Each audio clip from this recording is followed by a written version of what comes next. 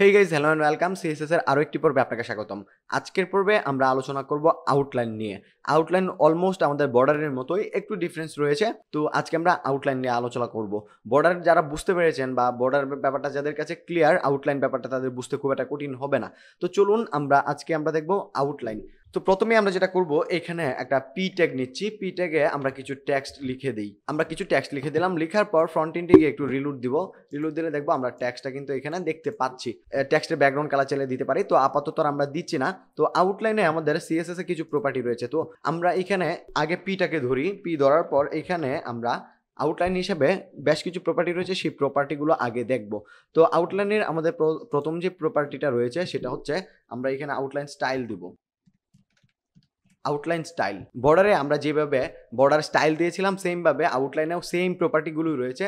এখানে আমরা ডটেড দিতে পারি। লেটসে আমরা ডটেড দিলাম। ডটেড দেওয়ার পর আউটলাইনের আমাদের আরেকটা প্রপার্টি ইউজ করতে হবে, আউটলাইনের উইথ। আমরা আউটলাইন উইথ হিসেবে দিয়ে দিচ্ছি 2 পিক্সেল এবং আউটলাইনের একটা কালার দিতে হবে। আউটলাইন কালার রেড দিয়ে দিচ্ছি। মোটামুটি এই তিনটা প্রপার্টি দেওয়ার পর আমরা ফ্রন্ট এন্ডে গিয়ে যদি রিলোড করি তাহলে দেখবো আমাদের আউটলাইনটা কিন্তু চলে আসছে। দেখুন আমাদের পুরো জায়গা জুড়ে রেড কালারের একটা ডট ডট আউটলাইন চলে আসছে।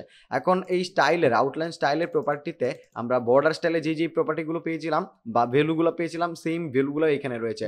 ড্যাশ রয়েছে, সলিড রয়েছে, ডাবল রয়েছে, গ্রুপ রয়েছে, আর অন্যান্য যে প্রপার্টিগুলো ছিল সবগুলো রয়েছে। আপনারা সেগুলো একটু ট্রাই করবেন। আমরা বিস্তারিত ওইটার দেখছি না। এখানে আমরা অলরেডি ইউজ করছি ডটেড। আমরা আরেকটা ইউজ করে দেখি। আমরা সলিড যদি ইউজ করি, সলিডটা বেশিরভাগ ক্ষেত্রে বর্ডারে ইউজ করা হয়।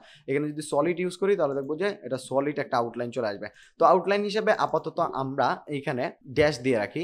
ড্যাশ দিয়ে রাখলাম। ড্যাশ দেওয়ার পর এটা রিলোড দিচ্ছি। হ্যাঁ, এখন একটা আমাদের ড্যাশ আউটলাইন চলে আসলো।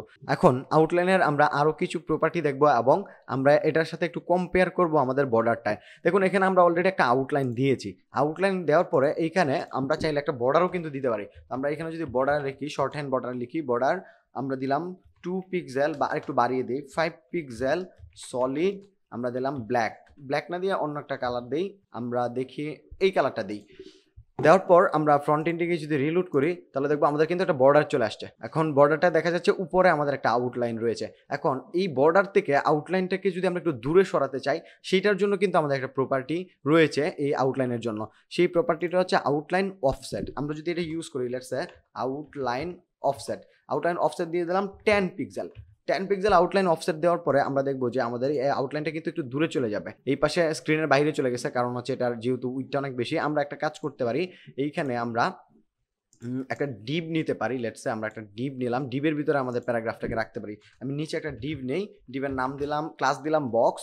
বক্স দেওয়ার পর এইখানে আমরা এই পি ট্যাগটাকে নিচে নিয়ে আসবো। আমরা পি ট্যাগটাকে এই ডিভের ভিতরে নিয়ে আসলাম অ্যান্ড দেন আমরা এই ডিভটার একটা উইথ দিয়ে দিব।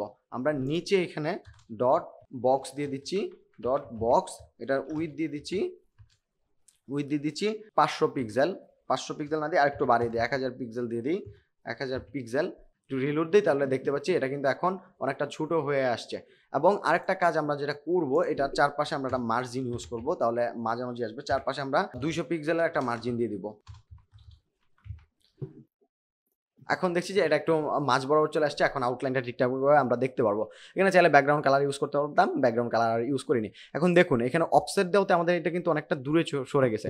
আমরা যদি অফসেটের ভ্যালু বাড়াই, এখানে 10 পিক্সেল রয়েছে, লেটস আমরা যদি 100 পিক্সেল দিই তাহলে কিন্তু আমরা সেটাও করতে পারি। আমরা যদি এখানে রিলোড দিই তাহলে দেখবে 100 পিক্সেল দূরে আমাদের আউটলাইনটা চলে আসছে। আরেকটা ব্যাপার হচ্ছে আমাদের এখানে আউটলাইনেও কিন্তু শর্ট হ্যান্ড রয়েছে। আমরা যদি আউটলাইনে শর্ট হ্যান্ড ইউজ করতে চাই সেক্ষেত্রে আমরা যেটা করব, এই প্রপার্টিগুলোর আমাদের আর প্রয়োজন নেই। আমরা এটাকে কেটে দিচ্ছি। আউটলাইন অফসেটটা থাকবে, বর্ডার থাকবে। আমরা আউটলাইন হিসেবে দিব, আউটলাইন শুধু দিব। তারপর আমাদের কত পিক্সেলের আউটলাইন, লেটস সে আমরা চাচ্ছি 2 পিক্সেল, যেটা অলরেডি ইউজ করছিলাম 2 পিক্সেল। আমরা আউটলাইনের স্টাইলটা যেটা সেটা দিতে হবে। আউটলাইনের স্টাইল দিয়ে আমরা ডটেড দিলাম এবং একটা কালার দিতে হবে সেমভাবে। এইটা মোটামুটি আমাদের বর্ডারের মতোই। এখানে কালার হিসেবে আমরা একটা কালার দিয়ে দিই। আমরা রেড কালারই দিই, রেড দিলাম। দেওয়ার পর ফ্রন্ট এন্ডে গিয়ে যদি রিলোড দেই সেম জিনিসটাই কিন্তু রয়ে গেছে। আমাদের অফসেটটা বেশি, আমরা কালারটা চেঞ্জ করলে বুঝতে পারবো সেম জিনিসটাই কাজ করছে।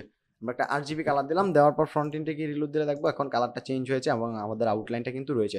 আমরা যদি এখান থেকে অফসেটটা তুলে দেই, আউটলাইন অফসেট যেটা রয়েছে, আউটলাইন অফসেট তুলে দিয়ে যদি রিলোড দেই তাহলে দেখবো এখন কিন্তু বর্ডারের পাশাপাশি বা বর্ডারের সাথে চলে আসছে। আউটলাইনেরও আমরা সাইজটা বাড়িয়ে দিয়ে দেখতে পারি। আউটলাইনের সাইজটা 10 পিক্সেল রয়েছে, আমরা 12 পিক্সেল করে দিলাম, তাহলে হয়তো বা স্ক্রিনে দেখতে ভালো লাগবে। এখন দেখুন এই যে আমাদের আউটলাইন। তো এই হচ্ছে মোটামুটি আমাদের আউটলাইনের ব্যাপার। আউটলাইন নিয়ে আর বেশি কিছু বলার নেই। আজকের ভিডিও এখানে শেষ করছি। দেখা হবে পরবর্তী পার্টে। সেই পর্যন্ত ভালো থাকুন, সুস্থ থাকুন। আল্লাহ হাফেজ।